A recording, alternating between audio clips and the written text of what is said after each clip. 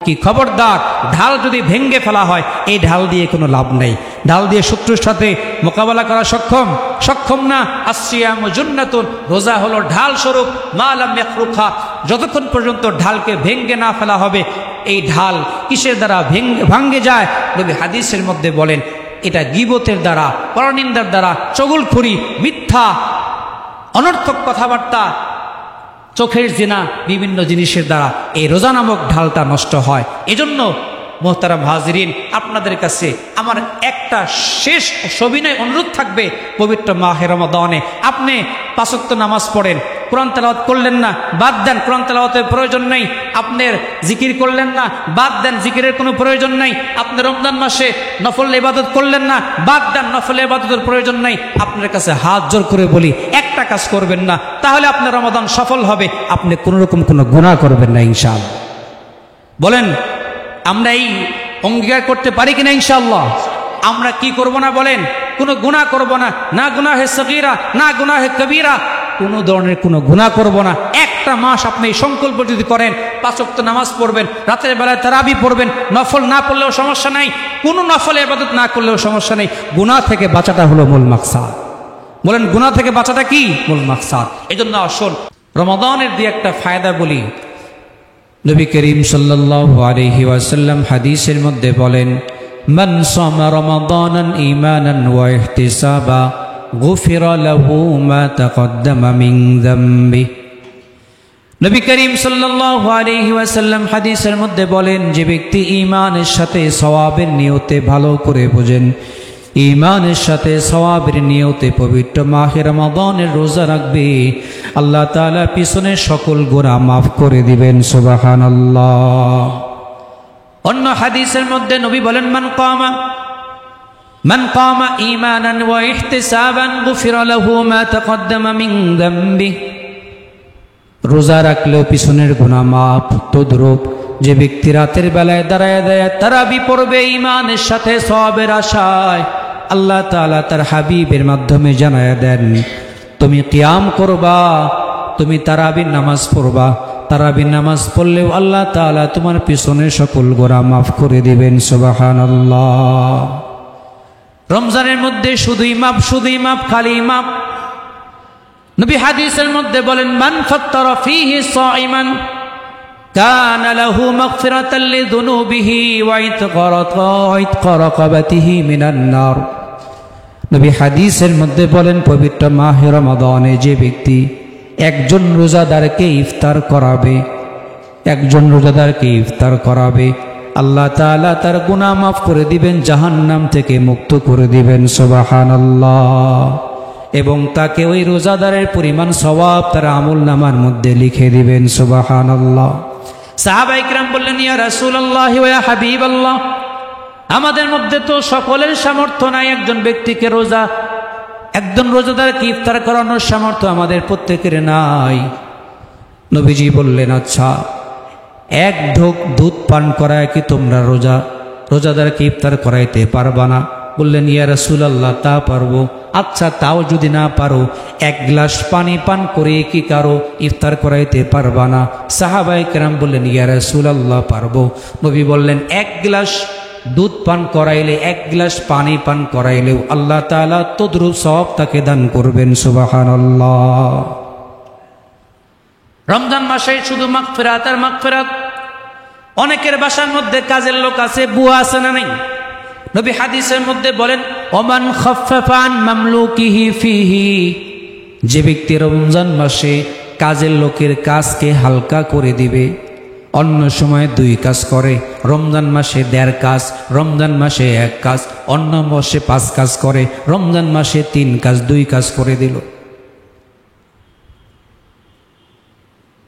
রাসূল হাদিসের মধ্যে বলেন, এই যে কাজের বুয়া, কাজের লোকের কাজ হালকা করে দেওয়ার কারণে আল্লাহ তাআলা তার হাবিবের মাধ্যমে বলেন, আল্লাহ তাআলা তার গুনাহ মাফ করে দিবেন, জাহান্নাম থেকে মুক্ত করে দিবেন। সুবহানাল্লাহ।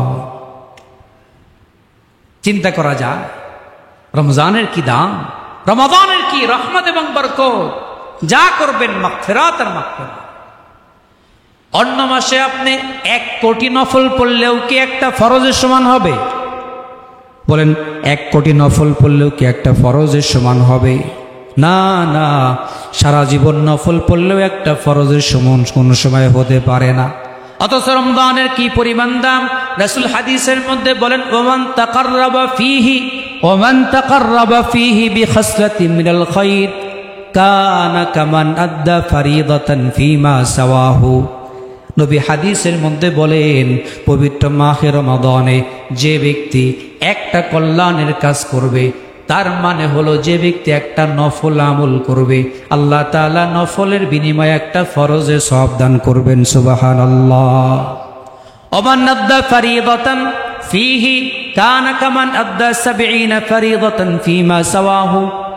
রমজানে যদি আপনি একটা ফরজ আদায় করেন, আল্লাহ তাআলা আপনার আমল নামায় 70টা ফরজের সওয়াব দান করবেন। সুবহানাল্লাহ। রমজানের এত দাম, অন্য মাসে হাজারো কোটি নফল পড়লেও একটা ফরজের সমান হয় না। এই মাসে একটা নফল একটা ফরজের সমান। সুবহানাল্লাহ। এজন্য আমাদের কাজ হলো অধিক হারে নফল আমল এই মাসে করা, কারণ আমাদের ফরজের ত্রুটি আছে না নেই? বলেন, ফরজের ত্রুটি আছে না নেই? সারা মাস কোরআন পড়েন নাই, বেশি করে পড়েন কোরআন। সারা মাস জিকির করেন নাই, বেশি করে জিকির করেন। সারা মাসেরটা এই মাসে আদায় হবে। সারা বছর ফরজে ত্রুটি ছিল, অনেক সময় জামাতে আসছেন, অনেক সময় জামাতে আসেন নাই, অনেক সময় নামাজ কাজা হয়ে গিয়েছে, পরে আদায় করেছেন। আল্লাহ তাআলা সুযোগ করে দিয়েছেন, বান্দা যত ক্ষতি হলো, যত ত্রুটি তোমার সারা বছর হয়েছে, এই মাসে পূরণ করে নাও। সুবহানাল্লাহ। সুযোগ আছে না নেই? কিন্তু দেখবেন এই মাসের মধ্যেও এত সুযোগ থাকার পরেও শয়তানকে আল্লাহ আবদ্ধ করেছেন, যে শয়তান আমাদেরকে আমল থেকে বিরত রাখে। এত কিছু করার পরেও কিছু লোক রোজা রাখে না, আছে না নেই? আবার অনেককে দেখবেন রোজা ভাঙ্গানোর জন্য দোকানগুলো, হোটেলগুলো খোলা রাখে, আছে না নেই? ভালো করে মাসআলা শুনেন। যারা দায়িত্বশীল, যারা এলাকার নেতৃস্থানীয় লোক, যাদেরকে আল্লাহ তাআলা সেই প্রভাব প্রতিপত্তি দিয়েছেন, যাদের মধ্যে সামান্যতম শক্তি আছে, যদি আপনারা এই দোকানগুলোকে বন্ধ না করেন, কিয়ামতের দিন কাঠগড়ায় দাঁড়াইতে হবে। নাউজুবিল্লাহ। আল্লাহর কাঠগড়ায় দাঁড়াইতে হবে। রোজা রাখলেন, এদের দোকানগুলো বন্ধ করেন নাই, কিয়ামতের দিন জবাবদিহিতা করতে হবে। দোকান কেন খোলা থাকলো? তার কারণ হলো ইসলামে মাসআলা হলো রোজা হলো ইসলামের একটা শিআর, নিদর্শন। ওমাই ইউআযযিম শাআইরাল্লাহ ফাইন্নাহা মিন তাকওয়াল কুলুব। আল্লাহ তাআলা কোরআনের মধ্যে বলেন, যাদের দিলের মধ্যে তাকওয়া আছে, আল্লাহর ভয় আছে, এলা আল্লাহর নির্দেশনাগুলিকে সম্মান করে, ইজ্জত করে। রমজান মাসে মাসআলা হলো, কোনো ব্যক্তি যদি রোজা না রাখে, অসুস্থতার কারণে হোক, সফরের কারণে হোক, তার জন্য মাসআলা হলো সে সামনাসামনি বাহ্যিকভাবে রোটে ঘাটে কোনো কিছু খাবে না। মাসআলা কি বলেন? সে রোটে ঘাটে মানুষের সামনে কোনো কিছু কি করবে না, খাবে না। যদি রোজা কোনো কারণে শরীয়তের ওজর আছে, তারপরেও না রাখলে তার জন্য এই মাসআলা হয়। আর যারা রোজা রাখতে পারে কিন্তু ইচ্ছা করে রাখে না, তাদের জন্য হোটেল খোলা রাখা জায়েজ আছে? আমি তো বলি কোনো কারণে জায়েজ নাই। উলামায়ে কিরাম হারাম সাব্যস্ত করেছেন। রমাদানে দিনের বেলা আপনি যে বিক্রি করবেন, এই বিক্রি আপনার জন্য জাহান্নামের কারণ হবে, এই বিক্রি আপনার ধ্বংসের কারণ হবে। এই জন্য ব্যবসায়ী ভাইদেরকে বলবো, সময় আছে না নেই? আপনারা যারা হোটেল আছে, বিকালবেলা ইফতারি বিক্রি করেন, আল্লাহ অল্প টাইমের বিক্রিতে অধিক পরিমাণে বরকত দান করবেন। যাদের চা স্টল বা বিভিন্ন দোকান আছে, আপনি মাগরিবের পর থেকে খোলা রাখেন, কোনো সমস্যা নাই। আল্লাহ তাআলা অল্প টাইমে অধিক পরিমাণে বরকত দিবেন। আল্লাহ পারেন কি পারেন না? আপনি রোজা রাখলেন না, মন চাই দেখে রোজা রাখলেন না। নবী হাদিসের মধ্যে বলেন, মান আফতারা ইয়াওমান মিন রমাদানা, যে ব্যক্তি ইচ্ছাকৃতভাবে রমাদানের একদিন ইফতার করলো, অর্থাৎ রোজা না রাখলো, সে যদি সারা জীবন রোজা রাখে, এই রোজার একটা রমজানের রোজার পরিমাণ সব তার আমলনামায় লেখা হবে না। নাউজুবিল্লাহ। রমাদানের যে রহমত এবং বরকত, এই ব্যক্তি সারা জীবন রোজা রাখলেও সে রোজার মধ্যে পাবে না। নাউজুবিল্লাহি মিন যালিক। এজন্য খবরদার, রমাদানের পবিত্রতা আমাদেরকে রক্ষা করতে হবে। কথা বুঝেন নেই? ঝগড়া ফাসাদ করা যাবে না। রাসূল হাদিসের মধ্যে বলেন, আসসিয়ামু জুন্নাতুন মা লাম ইয়াখরুকহা। রোজা হলো ঢাল স্বরূপ। উলামায়ে কিরাম বলেন, কিসের জন্য ঢাল স্বরূপ? জাহান্নামের শাস্তি থেকে বাঁচার জন্য ঢাল স্বরূপ। সুবহানাল্লাহ পড়েন। নবী হাদিসের পরের অংশে বলেন, মা লাম ইয়াখরুকহা। বাকি খবরদার, ঢাল যদি ভেঙ্গে ফেলা হয়, এই ঢাল দিয়ে কোনো লাভ নেই। ঢাল দিয়ে শত্রুর সাথে মোকাবেলা করা সক্ষম না। আসসিয়ামু জুন্নাতুন, রোজা হলো ঢাল স্বরূপ। মা লাম ইয়াখরুকহা, যতক্ষণ পর্যন্ত ঢালকে ভেঙ্গে না ফেলা হবে। এই ঢাল কিসের দ্বারা ভাঙ্গে যায়?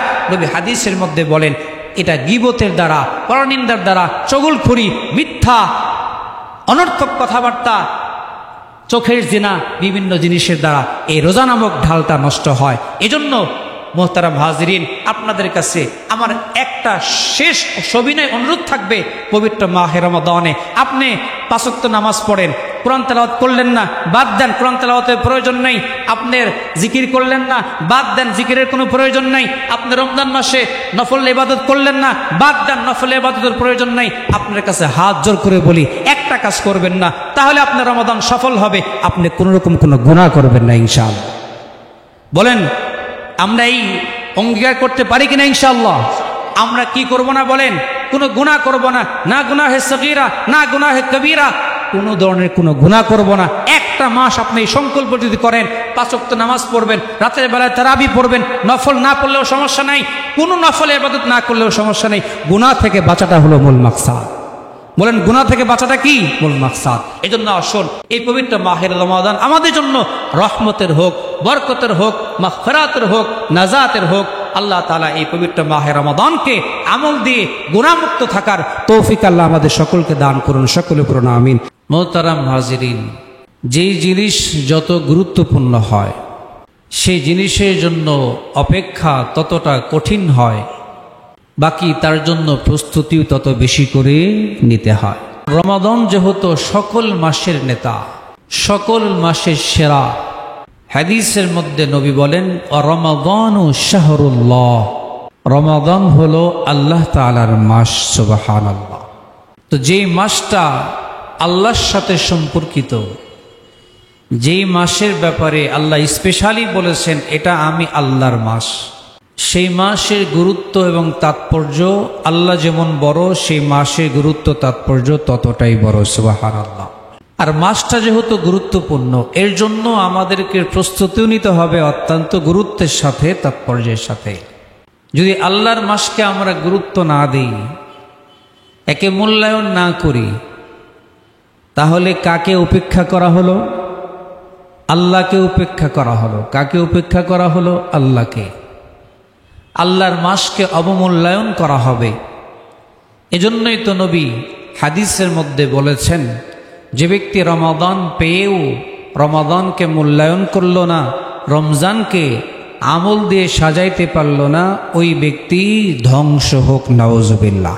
এজন্য কোনোভাবেই রমাদানকে অলসতায়, গাফলতে কাটানো যাবে না, বরং যথাসম্ভব, আমি তো এ কথা বলতে চাই, পূর্বে আমি অনেক রমাদান পেয়েছি, পূর্বে যতগুলো রমাদান পেয়েছি, যেই পরিমাণ মূল্যায়ন করেছি, আমি সব মূল্যায়নকে একসাথে করে আমি এই রমজানকে মূল্যায়ন করার চেষ্টা করব ইনশাআল্লাহ।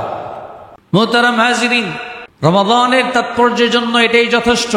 আল্লাহ বলেছেন রমাদান আমার মাস। রমাদান হলো কোরআন নাজিলের মাস। সুবহানাল্লাহ।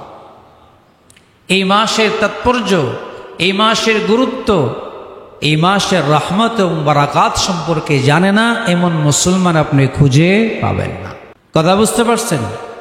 কিন্তু রমাদানে আমরা মনে করি, আম মুসলমান যারা আছি, আমরা মনে করি রমাদান মানেই হলো সারাদিন রোজা আর রাতের বেলায় তারাবি। রমাদান মানে আমরা কয়টা জিনিস বুঝি? 2টা। কি কি? সকাল থেকে সন্ধ্যা পর্যন্ত খাওয়া যাবে না, পানাহার করা যাবে না, সহবাস করা যাবে না। আর রাতের বেলায় এশার নামাজের পরে কি করতে হবে? কিয়ামুল লাইল, তারাবি আদায় করতে হবে। আমরা যারা আম মুসলমান আছি, আমরা রমাদান বলতে এই 2টো কাজই মুখ্য হিসেবে জানি এবং চিনি। আমি আপনাদেরকে রমাদানের মাকসাদ এটা নয়, রমাদানের মূল মাকসাদ এটা নয়, বরং রমাদানের মূল মাকসাদ কি সে বিষয়ে আপনাদেরকে আমি সংক্ষিপ্ত আকারে দৃষ্টি আকর্ষণ করতে চাই। আচ্ছা বলেন তো, আল্লাহ তাআলা মানব এবং জিন জাতিকে সৃষ্টি করেছেন কি জন্য? বলেন কিসের জন্য? ইবাদত। কিসের জন্য? ইবাদত। ভালো করে বুঝবেন। আল্লাহ বলেছেন ওয়ামা খালাকতুল জিন্না ওয়াল ইনসা ইল্লা লিয়াবুদুন। আল্লাহ তাআলা সূরাতুজ জারিয়াতের মধ্যে বলেন, আমি আল্লাহ তাআলা মানব এবং জিন জাতিকে সৃষ্টি করেছি কেবলমাত্র শুধুমাত্র আমি আল্লাহ তাআলার ইবাদতের জন্য, অন্য কোনো লক্ষ্য উদ্দেশ্য নাই। মানুষকে আল্লাহ তাআলা শুধুমাত্র তার ইবাদতের জন্য সৃষ্টি করেছেন। এই মানুষকে যখন আল্লাহ তাআলা সৃষ্টি করতে চাইলেন, ফেরেশতাদের সাথে মশওয়ারা করলেন, ইন্নী জাইলুন ফিল আরদি খলিফা, ইন্নী জাইলুন ফিল আরদি খলিফা, হে ফেরেশতারা, আমি আল্লাহ তাআলা জমিনে আমার প্রতিনিধি পাঠাইতে চাই, বানাইতে চাই।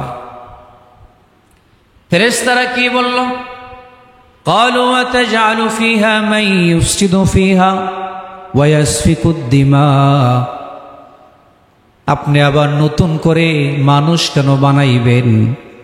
এরা জমিনের বুকে গিয়ে, দুনিয়ার মধ্যে গিয়ে ফিতনা ফাসাদ করবে, কলহ সৃষ্টি করবে, ঝগড়া ফাসাদ করবে। আল্লাহ বললেন, আমি যা জানি তা তোমরা জানো না। বলেন তো মানুষ সৃষ্টির মাকসাদ কি? ইবাদত। ফেরেশতারা বললেন, হে আল্লাহ, ইবাদতে যদি মাকসাদ হয়, আমরা ফেরেশতারা তো সারাক্ষণ ইবাদতের মধ্যেই আছি। কেউ রুকুতে, কেউ কিয়ামে, কেউ সাজদায়, কেউ সুবহানাল্লাহ, কেউ আলহামদুলিল্লাহ, কেউ আল্লাহু আকবার, কেউ আল্লাহ আল্লাহ বলতে আছে সারাক্ষণ। ইবাদতের জন্য যদি আপনি মানুষ বানিয়ে থাকেন, তাহলে আমরাই তো যথেষ্ট। মানুষকে দুনিয়াতে নতুন করে বানাবার দরকারটা কি? আল্লাহ জবাবে বলেছেন, আমি যা জানি তোমরা তা জানো না। এখন আপনাদের কাছে প্রশ্ন করি, ফেরেশতারা কি খায়? খাওয়ার কি ফেরেশতাদের চাহিদা ফেরেশতাদের মধ্যে আছে? পান করার চাহিদা, বিবাহের চাহিদা, তাদের মধ্যে কোনো ক্লান্তি আছে? ক্লান্তি, খাওয়ার চাহিদা, পানাহারের চাহিদা, যৌন চাহিদা, কোনো চাহিদাই ফেরেশতাদের মধ্যে আল্লাহ তাআলা দেন নাই।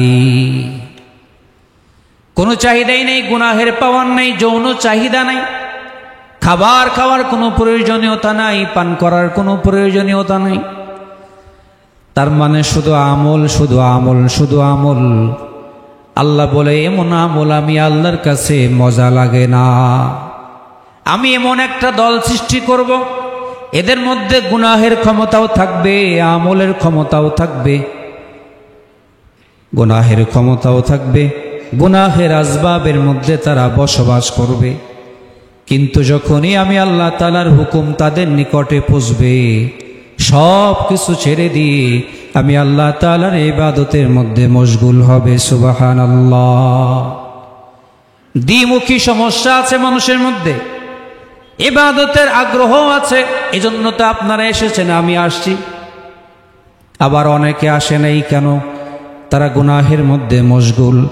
এমন ব্যক্তি আপনি এই মুহূর্তে পাবেন যারা কবিরের মধ্যে মশগুল, এমন ব্যক্তি আমাদের মধ্যে আছে না নাই? আল্লাহ বললেন, আল্লাহর চাওয়া পাওয়া হলো, তোমাদের মধ্যে খাবারের কোনো চাহিদা নেই, পানাহারের কোনো চাহিদা নেই, যৌন কোনো চাহিদা নেই। তোমরা যে ইবাদত করো, তোমাদের এই ইবাদতটা কোনো কৃতিত্ব নাই।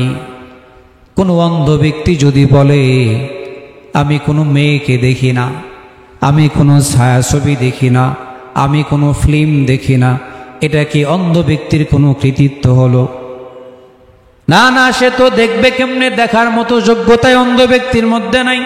হ্যাঁ, আমি যদি বলি আমি কোনো মেয়ের দিকে তাকাই না, আমি সিনেমা দেখি না, ফিল্ম দেখি না, এটা অবশ্যই আমার জন্য কৃতিত্ব। আল্লাহ তাআলা বলেন, এটাই আমি আল্লাহর কাছে বেশি পছন্দনীয়। সুবহানাল্লাহ। তাহলে মানুষকে বানাইছেন মূল মাকসাদ ইবাদত। ফেরেশতারা বললেন, ইবাদত যদি হয় মাকসাদ, আমরাই তো করছি।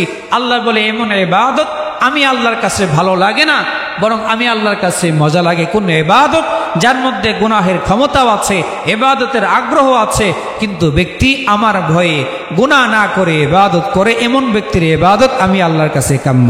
সুবহানাল্লাহ। কথা কি বুঝতে পারছেন? তাহলে আমাদেরকে সৃষ্টি করার মূল মাকসাদ কি? ইবাদত। অন্য আয়াতের দিকে যাই। আল্লাহ তাআলা কোরআনের অন্য আয়াতের মধ্যে বলেন, ইন্নাল্লাহা আশতারা মিনাল মুমিনিনা আনফুসাহুম ওয়া আমওয়ালাহুম বিআন্না লাহুমুল জান্নাহ। আল্লাহ তাআলা বলেন, নিশ্চয়ই আমি আল্লাহ তাআলা মানুষের জান মাল ক্রয় করে নিয়েছি, বিনিময় কি? বিনিময় হলো জান্নাত। সুবহানাল্লাহ। একদিকে আল্লাহ তাআলা মানুষকে বানাইলেন ইবাদতের জন্য, অন্যদিকে আল্লাহ তাআলা বলতেছেন মানুষের জান মাল আমি আল্লাহ তাআলা ক্রয় করে নিয়েছি, বিনিময় কি দিব? বলেন বিনিময় কি দিব? জান্নাত। তার মানে আমার জানও বিক্রি হয়ে গিয়েছে, আমার মালও কে কিনে নিয়েছেন? আল্লাহ কিনে নিয়েছে। দুটা মিলাইলে কি দাঁড়ায়? দুই আয়াত মিলাইলে এটা দাঁড়ায় আমাকে আল্লাহ বানাইছেন ইবাদতের জন্য, আমার জান ও মাল বিক্রি হয়ে গিয়েছে, কিনে নিয়েছেন কি? আল্লাহ। বিনিময় দিবেন কি? জান্নাত। বিনিময় দিবেন কি? জান্নাত। তাহলে বান্দার কাজ তো খালি আল্লাহর হুকুম মানা।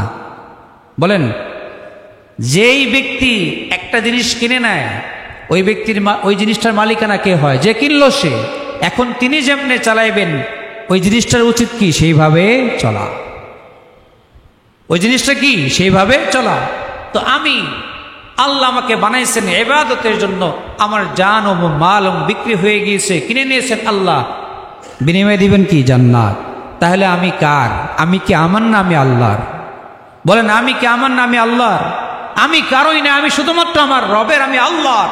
এখন রব যা বলবেন আমাকে তাই শুনতে হবে। বাইরে যাওয়ার কোনো সিস্টেম আছে?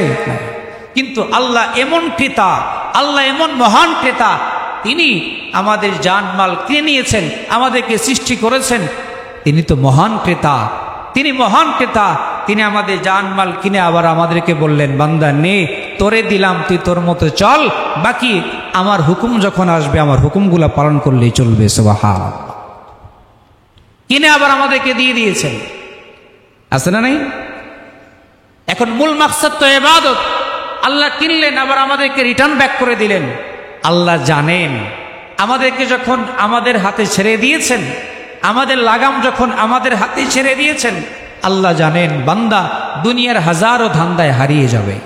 ব্যবসা বাণিজ্য করতে গিয়ে আমাকে ভুলবে, চাকরি করতে গিয়ে আমাকে ভুলবে, দুনিয়ার হাজারো ধান্দা করতে গিয়ে সে তার রবকে ভুলে যাবে। এটা আল্লাহ নিজেও ভালো করে জানেন। কথা বলেন, আল্লাহ জানেন কি জানেন না? জানেন। এই যে বললে তো অনেকে মন খারাপ করেন, ফজরের নামাজ ফরজ ছিল কিনা? ফজরের নামাজ ফরজ কিনা?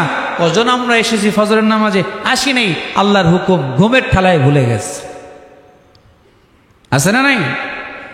এই জন্য আল্লাহ জানেন বান্দা ব্যবসার ধান্দায়, চাকরির ধান্দায়, দুনিয়াবি হাজারো ধান্দায় আমি আল্লাহ তাআলার হুকুমকে ভুলে যাবে। তাকে যে মেন মাকসাদে, যে মূল লক্ষ্যে আমি সৃষ্টি করেছি, সে তার লক্ষ্যকে মোটেও মনে রাখবে না, দুনিয়ার ধান্দায় সে ভুলে যাবে। তার মধ্যে অলস্য কাজ করবে। এই যে পবিত্র মাহে রমাদান শুধু তারাবি আর রোজা রাখার জন্য আল্লাহ তাআলা দেন নাই, কেন দিয়েছেন?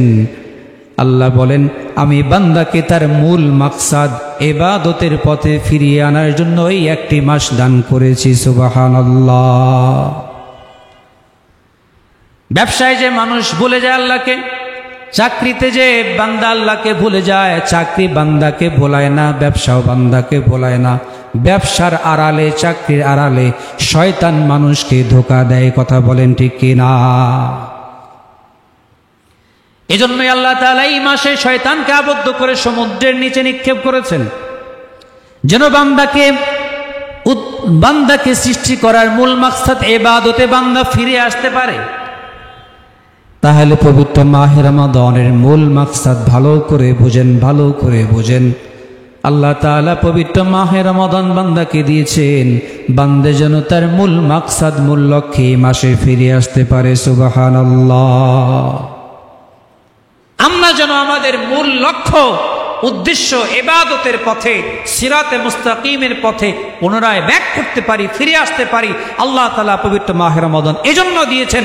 শুধু সকাল থেকে সন্ধ্যা পর্যন্ত না খেয়ে থাকলাম, রাতের বেলায় কিয়াম করলাম, তারাবি পড়লাম, আর আমি আমার মূল লক্ষ্য মনে রাখতে পারলাম না, পবিত্র মাহে রমাদান আল্লাহ তাআলা এই জন্য দেন নাই। তাহলে মূল মাকসাদ কি বলেন? মূল লক্ষ্য ইবাদতের পথে ফিরে আসা। মূল লক্ষ্য কিসের পথে ফিরে আসা? ইবাদত। দ্বিতীয় নাম্বার আরেকটা মাকসাদ আছে। আমরা যে নামাজ পড়ি, নামাজ পড়াই কি দিন? রোজা রাখাই কি দিন? জাকাত দেওয়াটাই কি দিন? উত্তর হবে না, না, নামাজ পড়াই দিন না, রোজা রাখাই দিন না, হজ করাই দিন না, জাকাত দেওয়াই দিন না। দিন হলো আল্লাহ তাআলার হুকুম এবং নবী সাল্লাল্লাহু আলাইহি ওয়াসাল্লাম এর হুকুম মানার নাম হলো দিন। দিন কাকে বলা হয়? আল্লাহর হুকুম মানা। কার তরিকায়? নবীর তরিকায়। আল্লাহ যদি বলেন নামাজ পড়ো, নামাজ পড়া দিন। আল্লাহ যদি বলেন রোজা রাখো, তো রোজা রাখা দিন। আল্লাহ যদি বলেন রোজা ভেঙে ফেলো, তখন রোজাটা ভাঙ্গা আপনার জন্য দিন। সুবহানাল্লাহ। দিন আসলে কি জিনিস? আল্লাহর হুকুম মানা। বলেন দিন বলতে কি বোঝায়? দিন হলো আল্লাহর হুকুম মানা। দিন কি বোঝায়? দিন হলো আল্লাহর হুকুম মানা। এজন্যই দেখবেন সকাল থেকে সুবহে সাদেক থেকে আপনি খাওয়া বন্ধ করেছেন, মুয়াজ্জিন সাহেব আজান দিয়েছেন, সময় মতো আজান দিয়েছেন। আল্লাহ বলে এই যে আজানের পূর্ব মুহূর্ত পর্যন্ত না খাওয়াটা ইবাদত। না খাওয়াটা কি? সুবহে সাদেক থেকে ইফতারের পূর্ব সময় পর্যন্ত না খেয়ে থাকাটা দিন। আবার যখন ইফতারের সময় হবে, ইফতার তাড়াতাড়ি করাটাও এটা আল্লাহ তাআলার পক্ষ থেকে দিন। সুবহানাল্লাহ। এজন্য ইসলামী মাসালা হলো ইফতারে বিলম্ব করা যাবে না। তার কারণ হলো আল্লাহর হুকুম আসছে, এখন আপনাকে বিলম্ব করার কোনো সুযোগ নাই। যদি আল্লাহ তাআলার হুকুম আসার পরে আপনি বিলম্ব করেন, উলামায়ে কিরাম বলেন কোনো কারণ ছাড়া ইফতার দেরি করে করা এটা হলো মাকরুহ, এটা হলো আল্লাহ তাআলার নিকট অপছন্দ। নাউজুবিল্লাহ। তাহলে দিন কি জিনিস? আল্লাহর হুকুম কার তরিকায় মানা? নবীর তরিকায় মানা। আল্লাহ বললেন নামাজ পড়ো, নামাজ পড়া দিন। আল্লাহ বললেন নামাজ পড়া হারাম, নামাজ পড়া যাবে না। সূর্য উদয়ের সময় নামাজ পড়া যায় না। সূর্য মধ্য গগনে, মধ্য আকাশে নামাজ পড়া যায় না। সূর্য অস্ত যাচ্ছে, নামাজ পড়া জায়েজ। সারা মাস রোজা রাখবেন। ঈদ উল ফিতরের চাঁদ উদিত হওয়ার পর পরের দিন আপনি কি রোজা রাখতে পারবেন? আপনার জন্য হালাল না হারাম? রোজা এটা তো অনেক দামি জিনিস, কিন্তু রবের হুকুম যেই দিনের ব্যাপারে থাকবে না, সেই দিন রোজা রাখলে বিনিময়ে জান্নাত পাবেন না, বিনিময়ে জাহান্নাম পাবেন। নাউজুবিল্লাহ। তাহলে 2 নম্বরে বিষয় বললাম, বান্দার জন্য দিন হলো আল্লাহর হুকুম মানা। আল্লাহ তাআলা এই পবিত্র মাহে রমাদানে আমাদেরকে দিন শিখাইতেছেন। দিন কাকে বলা হয়? আল্লাহ বুঝাইলেন বান্দা তোমাকে সারা দিন খাইতে নিষেধ করলাম, তুমি খাইলা না, আবার যখন হুকুম আইলো তখন খাইলা। বুঝো এটাকেই দিন বলা হয়। যখন আমার হুকুম আসবে জোহরের সালাত তোমাকে আদায় করতে হবে, যখন হুকুম আসবে আসরের সালাত পড়তে হবে, যখন হুকুম আসবে মাগরিব পড়তে হবে, যখন হুকুম আসবে এশা পড়তে হবে, তো যখন হুকুম আসবে শক্তি আছে, টাকা পয়সা আছে, দৌড়াইয়া হজে যাইতে হবে, টাকা পয়সা আছে, 1 বছর হয়ে গিয়েছে, তুমি সাহেবে যাকাত, সাহেবে নিসাব, তোমাকে যাকাত আদায় করতে হবে। সুবহানাল্লাহ। তাহলে দিন কি নিজের মন মতো চলা না আল্লাহর হুকুম মতো চলা? বলেন আল্লাহর হুকুম মতো চলার নাম দিন। আল্লাহ তাআলা পবিত্র মাহে রমাদানে আমাদেরকে দিন শিখাইতে চান। দিন কাকে বলা হয়? দেখেন ইফতারিতে যেমন তাড়াতাড়ি করা উত্তম, তদ্রূপ সেহরিতে বিলম্ব করা উত্তম। ইসলামের মাসালা হলো সেহরি দেরি করে খাও, শেষ টাইমে খাও। অনেককে দেখা যায় উঠতে পারবে না এই ভয়ে 1টা বাজে খেয়ে শুয়ে থাকে, আসে না নাই? অনেকে আবার খায় না, না খাওয়াটাও দিন না, আগে খাওয়াটাও দিন না। অল্প হলেও পরে তুমি খাও, এটাই তোমার জন্য দিন, এটাই তোমার জন্য ধর্ম, এটাই তোমার জন্য ফায়সালা, এটার মধ্যেই তোমার জন্য খায়র ও কল্যাণ এবং বরকত। এজন্য পবিত্র মাহে রমাদান শুধুমাত্র কিসের জন্য না, আমি সারাদিন রোজা রাখবো, রাতের বেলায় তারাবি পড়বো, রমজান মাসের জন্য না। রমজান মাসের উদ্দেশ্য হলো 2টা। একটা হলো মূল মাকসাদ ইবাদতের পথে ফিরে আসা, 2 নম্বর মাকসাদ হলো দিন বোঝা। আল্লাহ তাআলা আমাদের সকলকে তৌফিক দান করুন। সকলে পড়ুন আমিন। বুঝতে পারছেন? হ্যাঁ, রোজার মাকসাদ কি বুঝতে পারছেন? শুধু না খেয়ে থাকলে হবে না, শুধু রাতের বেলায় কিয়াম করলেও হবে না, মূল মাকসাদে ফিরে আসতে হবে। আল্লাহ তাআলা একটা মাস সেই ট্রেনিং আমাদেরকে দেন। একটা মাস কি করেন? ট্রেনিং দেন। উদ্দেশ্য কি? আপনি দেখবেন যারা টিচার্স হয়, শিক্ষক হয়, সারা জীবন লেখাপড়া করেছে, বিশেষ ক্যাডার হয়েছে, অনুমতি নেই হাউস জব করা, স্কুলে গিয়ে টিচারগিরি করা। তাকে বলা হয় যাও 6 মাস ট্রেনিং দিয়ে আসো, যাও তুমি মহাবিদ্যালয়ে ভর্তি হও, টিচার্স ট্রেনিং কলেজ আছে না নাই? তুমি বিশেষ ক্যাডার করেছো, লাভ নেই। তুমি MBBS, FCPS, MPS করেছো, বহুত ডিগ্রি তুমি নিয়েছো, তোমার মেডিকেলে যাও আগে ইন্টার্নি করে আসো। বলেন অনুশীলন করানো হয় কি হয় না? কেন? যেন ব্যক্তিটা বাকিটা টাইম সুন্দরভাবে এই কাজটা সমাধা করতে পারে। আল্লাহ তাআলা প্রতি বছর আমাদেরকে 1 মাস অনুশীলন করান। কিসের অনুশীলন? গুনাহ থেকে বাঁচার অনুশীলন, আল্লাহর হুকুম মানার অনুশীলন। আল্লাহ তাআলা চান বান্দা 1 মাস অনুশীলন করে বাকি 11 মাস এই 1 মাসের ট্রেনিং অনুযায়ী চলবে। সুবহানাল্লাহ। যদি এই অনুশীলন আপনি নিতে পারেন, বাকি 11 মাস সেভাবে চলতে পারেন, রমজান সার্থক। আর যদি মাকসাদ এটা পূরণ করতে না পারেন, রমাদান আসবে যাবে, আগেও এসেছে গিয়েছে, লাভ নাই। কি নাই বলেন? লাভ নাই।